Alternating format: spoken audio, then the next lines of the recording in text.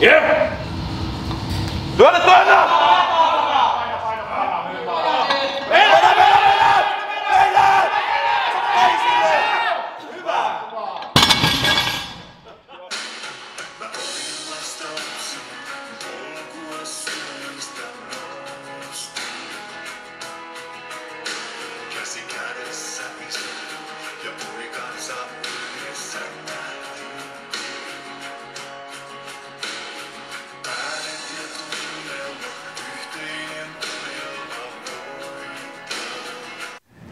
Jes, me ollaan Jeven kanssa nyt täällä Porin jäähallilla. Meillä oli diili, jos Jarkko laittaa ensi vuoden 105 finaalipaikaksi Porin jäähallin varaukseen, niin ruvetaan kuvaamaan YouTube-saakaa. Ja onko tämä YouTube-saakan nimi Road to Jäähalli? Näin se sitten varmasti on. Ja tässä ei tosiaan mitään jääkiekkoon liittyvää tehdä, vaan tänne tullaan jäähalliin nostelemaan raskaita esineitä. Tosiaan tervetuloa seuraamaan meidän kanavaa, tai oikeastaan mun kanavalla tässä ollaan, joten Jiri, sä voisit esitellä itsesi lyhyesti, niin kaikki sitten varmasti tietää susta. Eli meikäläinen, 34-vuotias porilainen. Mulla on tommonen 12 vuotta täyttävä tytär, mukava tyttöystävä Jyväskylästä ja 6-kertainen alle 105 kilosta Suomen vahvin mies. No niin, siinä on jo kovat statementit. Toi ihan ensi alkuun tietysti pitää kysyä Jiri sulta, että mitkä on sun tavoitteet tämän jäähallikeikan suhteen? Kyllä se melkein tänä vuonna kisattiin vähän tollai, eikä mitään ihan vähäkään puolikuntoisena, että olkapää kipuili ja selkä kipuili. Ensi vuonna on tavoite se, että ihan ehjänä pääsee tekemään kaikki kisavalmistautumiset ja tässä me ruvetaan pikkuhiljaa treenaamaan. Mutta tavoitteena olisi se 7. mestaruus, ei mikään muu. Ja toinen, että nauttii siitä, että ei näin hienossa paikassa ei ole ikinä päässyt kisaamaan. Kyllä, siitä iso shoutoutti tietysti Jarkolle, että päästään Isomäkeen kisaamaan ja molemmat tietysti kovia S-faneja ainakin kyllä, nuoruudestaan. Ollaan täällä oltu Sien huippuvuosina katsomassa pelejä. Kyllä. Seisoma katsomassa ollaan tällä hetkellä ja on nostalgiset fiilikset ja on kyllä todella hieno lähteä kisaamaan tänne sitten, että porukka meille kannustaisi sitten. Niin, saataisiin tää seisoma katsomaan samalla lailla täyteen, kun se on ollut silloin kun ollaan itse oltu junnuja, niin täällähän ei ollut yhtään tilaa, että täältä saanut hakea näet peliä edes jostakin. Mut mitkä sulla Jeve tavoitteet ensi vuodella?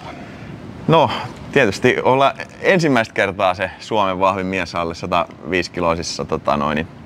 Tavoitteet pitää olla korkealla. Tiedän, että se on äärimmäisen kova haaste, että sieltä on ainakin 50 äijää semmoisia, ketkä on potentiaalisia mestareita ensi vuonna. Et tästä tulee hieno videosarja ja meille tulee siis, koitetaan saada kaikki kovimmat ukot tähän näin meidän vieraiksi. Et pistäkää sinänsä kanava tilaukseen, ihan varmasti. Kannattaa ehdottomasti tilata, että tuolta ollaan jo vähän pohjustettu, että Harjuniemen Vertti saattaisi olla tekemässä comebackia. Uimosen Antti, 2-kertainen Suomen vahvin mies, luvannut tulla videolle. Rautiaisen Joni, kova äijä tuolla maailmalla alle 90 kilosissa, sanonut, että tulee kun kutsu käy. Savolaisen Kari, Hyryn Matiasta ja sitten saattaa olla sitä miehistä Toiviaisen Mikakin tulee meidän kanssa jotain merkkaria kantamaan. Mikäs Mikalla oli tavoitteena, että Road to 1000 paunan merkkari. Et katsotaan, jos saataisiin vaikka semmoinen video aikaiseksi, että katsotaan ketä kantaa 1000 paunaa pisimmällä. Kyllä. Jiri, miten muuten sun tilanne? Tarviiko sun karsia jotenkin vai onko sulla suora paikka finaaliin? Mulla on suora paikka finaaliin, että se oliko sillain, että 3 edellisen vuoden mestareilla on paikat suoraan, eli se on Uimosen Antilla ja mulla on nyt sit paikat suoraan ja loput karsii, niin kuin Jevekin on siellä alkuvuodesta tekemässä karsintoja. Mutta on hyvä kun kuvataan tätä saakaa, niin tässähän ruvetaan reenaamaan kovaa jo ensi kautta kohden. Se on juuri näin. Tänään itse asiassa reenattiin jo vähän liiankin kovaa lähti laukalle tää homma ja sä teit karsintoja tuohon U90-karsintoihin. Niin. Miten sä näet muuten, että palveleeko se sun tavoitetta 105 kohti vai haittaako se jollain tapaa? Tää ehkä kun menee aika kuivana, niin huomasin nyt, että kun mullakin oli tavoite se, että mä olisin kisannut tänä vuonna, että 105 avoin alle 90. Ja paino on huidellut siellä 97 paikkeilla, että mahtoiko 105 puntaripainovaatteet päällä 98. Ja siinä on se loukkaantumisherkkyys on aika lailla isompi. Et nyt tuli tehty nämä alle 90 karsinnat, ne meni ihan ok, näette sitten tässä videopätkällä. Sen jälkeen sitten, että jos tuosta karsiudutaan alle 90 Suomen vahvimpaa, niin sen jälkeen olisi tavoitteena ruveta ottaa vähän massaa takaisin sinne, että olisi lähempänä 105 kiloinen, ettei anna sitä hyötyä, kun taso on noussut, että sen näki Porin finaalissa tänä vuonna, että siellä oli erot tulella pieni, että kaikki ketä oli finaalissa, ne oli tosi kovassa kunnossa ja Kyllä. erot hyvinkin pieniä lajeissa. Ja ensi vuonna kaikki on vielä kovempia. Kyllä, että täällä tullaan varmasti näkemään tiukkaa taistelua Suomen vahvimman miehen tittelistä ensi vuonna. Yes. Otetaan seuraavaksi tähän haastatteluun mukaan Suomen vahvin mies ja Suomen vahvin mies -organisaation nykyinen vetäjä Jarkko Mehtälä, niin jutellaan lisää tästä kisatapahtumasta. Mä voin tätä pitää. No niin, Jarkko Mehtälä, hienoa ensinnäkin olla täällä jäähallissa nyt. Koska sulla tuli tämmönen visio, että me tullaan tänne Poriin Isomäkeen tai niinku sisätiloihin kisaamaan isoille areenoille? No se on ollut jo niinku siitä lähtien, kun tähän hommaan lähdin niinku tavallaan targetti, että isompiin juttuihin mennään ja 105 lähdin ottaa erilleen, tosi hyvä vuosi. Et aiemmin 105 oli siellä avoimen mukana kilpaili nyt omaksi tapahtumaksi, joka kerran tänä vuonna tehtiin ja niin kuin oletin ja niin kuin uskoin, että se yksistään on niin kova ja kiinnostava sarja, että se toimii ja kyllä se siinä niin kuin jo ennen tämän vuoden Porin kisaa niin kuin olin täällä käynyt ja tsekannut paikat ja miettinyt niin kuin vaihtoehdot valmiiksi ja tavallaan niin kuin hyvin nopeasti sitten kyllä tuli päätös tehtyä sitten Porin kisan jälkeen, että potentiaalia siinä niin kuin riittää. Kyllä, tämähän on voimailun pääkaupunki Pori. No ainakin yksi suurimpia ihan ehdottomasti ja kyllä se on siis miksi Pori ylipäätään tänä vuonna tehtiin kisa, niin se, että kyllä täällä kun kulkee missä vaan, niin täällä tunnistetaan ja täällä niin se voimailukulttuuri on vahva. Niin itse asiassa tänäänkin kun tulin tuossa, ei nyt ihan Porissa ollut, mutta siis niin täällä suunnalla. En tiedä, olisiko sattunut olla porilainen herra sitten, mutta semmoinen sininen puku päällä viitto näin tienlaitaan ja puhalsi semmoiseen tötteröön ja päästi jatkaa matkaa ja sitten kuitenkin sinne jatkoi, että teillä oli hienot kisat, olin katsomassa, missä ensi vuonna. Et se oli kans sillä kyllä niinku kiva, että poliisitkin on tolleen ratsiassa niinku jännittelee, että missä on seuraavat kisat. Kyllä. Ja tosiaan varmaan joillakin oli epäilyksiä tämän suhteen, että miten saako 105 omaa huomioon ja miten se niinku kantaa se 105 näkyvyys, mutta ainakin itse kisaajana tuntui, että oli hieno kisa ja uskon, että tämä on kyllä erittäin toimiva konsepti näin, että 105 on omanaan kyllä tässä. No niin kuin sen niin kuin tavallaan haluun ja tarviikin rakentaa sille, että ei olla vain yhden tapahtuman varassa vuodessa, vaan että, niin kuin, että vähintäänkin se 2 niin kuin oikeasti iso tapahtuma on tarkoitus niin kuin tulevaisuudessakin tehdä vuodessa ja päästiin näkyvyydessä yli sen, mitä viime vuonna oli avoimen finaalilla. Toki sitten taas tänä vuonna se kasvoi niin paljon, että oltiin sitten niinku eri luvuissa siellä, mutta koko juttu kasvaa niin valtavaa vauhtia nyt. Ja mulla on sellainen fiilis, että ensi vuosi on niinku kokonaisuudessaan sellainen räjähdyksen vuosi. Et ei pelkästään fiilis, vaan niinku suunnitelmat on kyllä hyvät ja uskon, että tulee kyllä ihan huikea vuosi. Aivan varmasti. Se pitää vielä kysyä nyt, kun Jiriltäkin kysyin tavoitteet, Jiri kysyi multa, että mitkä on niinku tavoitteet tämän 105 finaalin suhteen, että montaa katsojaa me odotetaan ja millaista tapahtumaa odotellaan tästä? No mä odotan tästä semmoista tapahtumaa, että jotakin vähän harmittaa, että ei saanut lippua. Että meillä halli täyteen ja ihan huikea showha siitä on tulossa. Että kannattaa kaikki olla valmiina, kun liput tulee myyntiin aikana. Joko Jarkko tietää, että monta lajia kisataan ja monta päivää kisataan Porissa? En lähde vielä mitään lyömään lukkoa. Okei, Jiri saa jatkaa. Joo, tosta mulla oli Jarkolta kysymys, että onko mitään ideaa siitä, että missä kohtaa liput tulee tänne jäähalliin myyntiin? Joo, hyvin todennäköisesti ihan vuoden alusta tai sitten viimeistään 1. helmikuuta. Niin kannattaa olla kärppäinen. Mikä on kisapäivä ensi vuonna, kun täällä ollaan? Joo, save the date. 6.–7.6. eli kesäkuun 1. viikonloppu. Koitetaan Jeven kanssa viedä lajia eteenpäin. Jarkko on tehnyt kovan työn, niin kannetaan vähän omaa korttamme kekoon tässä tämän YouTuben kautta. Toivottavasti nämä meidän treenit ja höpötykset ja vieraat kiinnostelee. Mitä enemmän tilaatte ja kiinnostutte, niin sitä enemmän pitää laji menee eteenpäin. Äärettömän iso kiitos jätkille kyllä siitä jo niin kuin nyt. Kiitoksia. No kiitos iso tietysti sulle, että sä tämän kaiken mahdollistat kyllä. Että tietenkin kisaajat omankin osuuden tähän tuo tähän, mutta tosi isoa panostusta ja on kyllä hieno katsoa vierestä, kun laji vaan kasvaa ja säästää tietenkin eniten lyöt pinnalle. Niin. No joo, ja se sehän se on hassua, kun sitä itse ei aina tajua sitä, että kukaan muuhan ei tiedä sitä visioa, mikä mulla päässä on, ja kun se on kunnianhimoinen. Ja mulla on 100% luotto siitä, että siihen mennään. Kyllä, että tarvii omana kommenttina tähän heittää, että mähän olen ollut eläköitymässä lajista jo tässä joku sen vuoden, että 21 vuonna ajattelin, että oli mun huippuvuosi, että voitin 5. mestaruuden ja alle 90 kilosta MM-kisoissa 2. siihen vielä. Loukkasin vähän selkää, ajattelin, että olisiko se, että kyllä siinä on voitettu sen verran, että voisi olla aikaa, että vähän podailla ja ajatella muutakin, mutta Jarkko kun tuli vetäjän paikalle, niin ei sitä eläkeikää enää tästä lajista tule näkymään niin kauan, kun ollaan siinä kunnossa, että pystyy kisaamaan. Se on hyvä. Siinä tuli kattavasti kaikki, niin eiköhän me mennä katsomaan karsintasuorituksia, että miten jätkät tänään suoriutui ja sitten siellä oli jotain meikäläisenkin hupijumppailua mukana, mutta ei siinä. Katsotaan ne ja ottakaa kanava tilaukseen ja peukuttakaa, jättäkää joku kommentti, niin saadaan tää homma boostattua isoon lentoon. Kiitoksia. Kiitos. Yeah!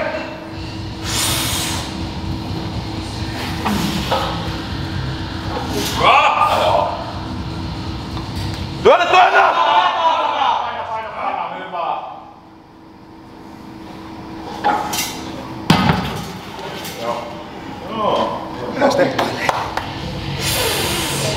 Sitten lentää.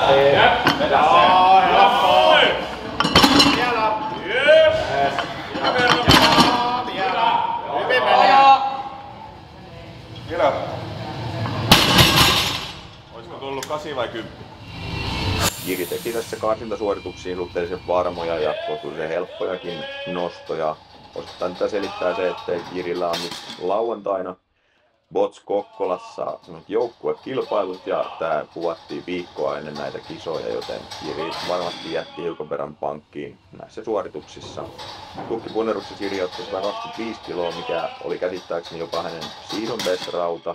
Eli Jiri on tämän koko vuoden kärsinyt pikkasen olkapääongelmista, mutta nyt ilmeisesti nämä ongelmat alkaa olla pikkuhiljaa selätettyjä, joten siinä mielessä hyvä ja helppo 125 kilon tukkipunnerus.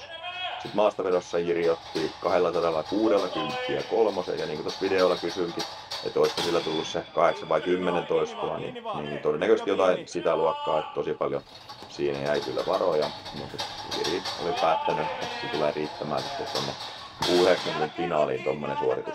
Tässä farmarikävelyssä Jiri otti 60 sekunnin aikarajassa 110 kiloa farmareilla 60 metriä ja siinä olisi ehkä kannattanut muutama sentti vielä rykästä päälle, kun siinä aikaa kerran jäi. Uskon, että moni tulee tuohon tasan 60 metriin tässä karsinnassa jäämään. Sitten tässä säkkirallissa 7 metriin viivoja juostaa edes takaisin 110 kilon säkillä 90 sekunnin aikalimitissä, niin Jiri otti 17 ja siinä varmastikin aikaa olisi jäänyt vielä 18 toistoon, mutta nämä on kyllä tosi kovat suoritukset ja uskoisin, että nämä riittää jo finaalipaikkaan tai hyvin lähellä sitä, että Jirillä varmasti on kapasiteettia oikeastaan jokaisessa suorituksessa tarvittaessa vielä parantaa, että näitä saa syyskuun loppuun asti sitten parannella, mikäli ja kun Jiri tietysti mielii sinne U90 finaalipaikkaan. No niin, säkkiin kiinni vaan heti. Ei kannata huilata. Ota kiinni! Ei vaan! Enoksiin! Oikein tsekkaa! Jostain! Hyvä! Menee! Hyvin menee, hengit vaan. Hyvä! Ja heti säkkiin kiinni, nyt ota! Ei oo totta, Jiri. Ja sä et uskalla! Toni Hokkanen, morjesta. Morjesta, Peve. Me ollaan täällä Povertin Porilla ja tehtiin U90 karsintasuorituksia ja Janhusen Teemukin otti vahvin punnertaja suorituksiin, mutta sen video ei tullut, kun hän teki ne salaa. Mutta sun kaikki suoritukset taisi saada pätkälle, niin mikä fiilis jäi tämän päivän suorituksesta? No hyvä fiilis silleen, että oli hyvä porukka tsemppaamassa. Et Tukki ja Mave meni hyvin, että Mave oli aika tiukka. Siinä tuli hyvä tulos itselle, mutta se kyllä söi mehut äijästä ja sen jälkeen farkku ja säkki ei ollutkaan enää niin kivaa, että niitä korotellaan, mutta muuten hyvä fiilis. Kyllä, niihin saa helposti ne ainakin 11 säkkiä tai 2 ja 10 metriä farkkuihin lisää. Kyllä säkki nyt on ainakin semmoinen, että se pitäisi parantua kyllä tuossa pari toistoa, että siinä loppuu ihan mehut kesken. Sä oot ekaa vuotta kai lajin parissa. Miten kauan sä oot treenannut? No oikeastaan viime vuonna oli niinku jotain harjoituskisoja. Tää on nyt niinku sitten tämmönen ensimmäinen kunnon vuosi, kun koettaa nyt tänne Suomen vahvimpaa. Juu. Mutta mitäs tässä nyt treeni on tullut tehtyä niinku 18-vuotiaasta niinku ihan kaiken näköistä vähän eri tyylistä voimailua. Vähän kiipeilyä ja vähän parkouria ja vähän sellaista monipuolista tuommoista erilaista. Joo, ja tähän lajiin kyllä kaikista lajitaustoista melkein voi tulla. On hyötyä erilaisista ominaisuuksista. Toi kuulostaa oikein toimivat kombot kyllä. Joo, se on huomannut, että se on, niin jos on vähän monipuolisempaa niin tuommoista kehohallintaa, niin se on ollut kyllä hyötyä. Yes. Ja mitkä tavoitteet nyt tuossa U90? Varmaan ensin päästä finaaliin. No se finaalipääsy on niin se ihan ensimmäinen tavoite, että sitten kun sinne pääsisi, niin sitten siellä, että ei olisi viimeinen, että se on niin se tavoite. Kuulostaa hyvältä. Ja tälleen alle 105 kisaajan katoin tietysti kauhulla, että siellä perästä tullaan kovaa. Sulla oli käsittääkseni tarkoitus karsia nyt jo tälle vuodelle 105-inkin, mutta mikä sen niinku suhteen suunnitelmat on? No oikeastaan huomasin sen, että taso oli niin helvetin kova, todella kova, en tiedä saanko täällä kirailla. Mun kanavassa. No niin, hyvä.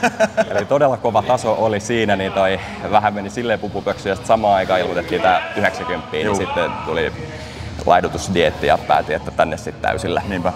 Et ehkä sitten kun tässä pärjää, niin sitten voi tulla siinä 105 koittamaan. Jes. Miten ootko miettinyt just, että ensi vuonna vielä 90 vai 105? Vai molempia? Joo, varmaankin siinä 90, kun nyt on paino siinä ja sitten käsittääkseni ne oli nyt aika alkuvuodesta seuraavan vuoden karsinnat ja ne, niin varmaan siellä 90 pysytään toistaiseksi, ainakin näillä tähtäimillä. Okei. No. Hei! Jossain vaiheessa nähdään 105. Joo, kyllä. Semi Rene. Kiitoksia. Tässä näkyy sitten meikäläisen ensimmäistä off-season reeniä, eli pidin 2 viikon tauon toin Uudenkaupungin avoimen finaalin jälkeen. Kroppa oli sen verran solmussa, että tommonen pari viikkoa lepoa reeneistä teki ihan tosi hyvää. Mut nyt voi pikkuhiljaa taas aloitella sit kovempia reenejä. Tässä videolla näkyy, kun teen akselipunnerusta tommosella 50 millin tangolla ja siinä otan 105 kilolla kolmosia. Tää tulee olemaan yksi niistä heikkouksista, joita mun pitää selvästi parantaa, eli 112 oikeastaan tässä mun maksimirauta, millä ykkösen on ottanut, mutta on se suoraan kääntänyt lattialta rinnalle. Nyt aion opetella toinen tekniikka, jossa se ensin käännetään vyön kautta tuohon rinnalle, tai sitten niin kuin tässä videolla teen, eli ensin käännän vyölle ja siitä sitten tuohon vatsan päälle. Ja oikeastaan näitä molempia tekniikoita joudun harjoittelemaan, koska mahdollisesti SVM-kisoissa se pitää tehdä noin, ja sitten taas ajattelin, että voisin karsia myöskin tuonne Natural Strongmanin kisoihin, niin siellä saa sitten suoraan vyön kautta kääntää sen rinnalle, joten näitä molempia tekniikoita pitää kyllä paljon harjoitella tuossa tulevan offin aikana. Tiukkaa ja rinnalla. Joo, väännä. Hyvä asento. Paineet siinä pyölle, jalat ja päällä. Hyvä. Yes. Joo. Sitten mun ohjelmaan valikoitui myöskin tällainen liike, eli yhden jalan lantion nosto, ja tällä nyt haen ehkä erityisesti lantiohallintaa, joka voisi sitten jossain määrin siirtovaikutuksena siirtyä myöskin noihin kävelylajeihin, jotka on itselle heikkoja, eli merkkari ja farmarikävelyt ynnä muut. Et siinä on huomannut, että itsellä on niinku lantion hallinnassa semmoisia haasteita ja selkeästi myöskin heikkoutta tuolla gluteus mediuksessa ja siellä se myöskin tuntui sitten tuolla keskimmäisessä pakarilihaksessa, joka asentoa ylläpitävä lihas erityisesti on, ja toivottavasti tietysti sitten lantion ojennusvoimaa tarvitaan käytännössä kaikissa vahvamieslajeissa, joten sikäli tämä on ihan hyvä harjoitus. Eli kävelylajeja en nyt tule ainakaan parin kuukauteen tässä tekemään, koska mulla aika vahvasti oli tämmöistä penikkaongelmaa, ja se pitää nyt sitten tämmöisissä vähän epäspesifimmissä liikkeissä sitten hetken aikaa. Mutta tää nyt tuntuu ainakin yhden reenin perusteella olevan ihan oiva lisää tuohon harjoitusrepertuaariin, ja tosi heikkohan mä tässä näköjään oli, joten ihan parantamisen varaa tässä reilusti kuitenkin on.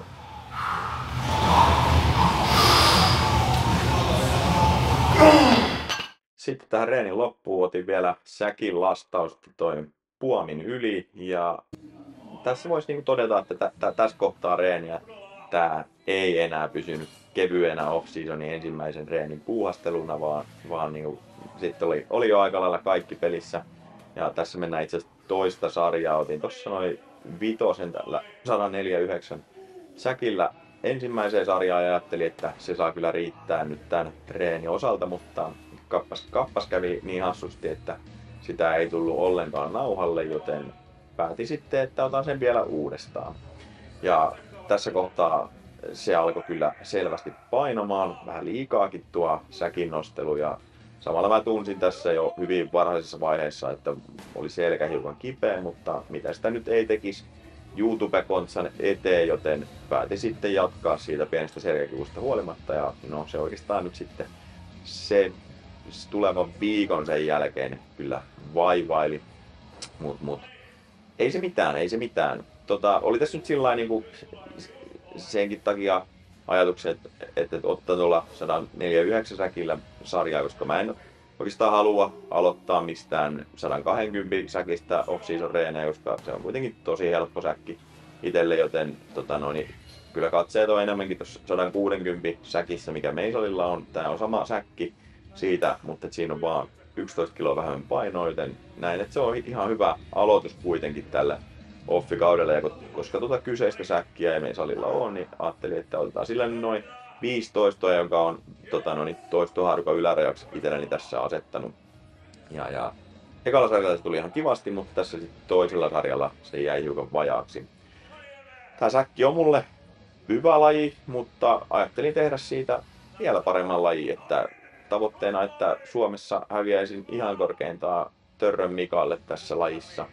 Ja mielellään en Mikallekaan. Ja sitten säkin lastaus on tosi usein monissa kisoissa.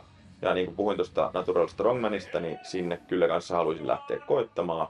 Ja siellä melkein aina kanssa säkin lastaus on finaalilajeissa, jos ei muuten, niin sitten karsinnoissa. Ainakin tehdään tuota samaa viivarallia, mitä Jirikin tällä videolla teki. Uskotaan, että loppuu.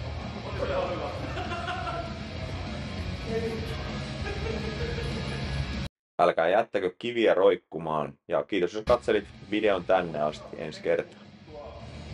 Mitä se vaikuttaa tuohon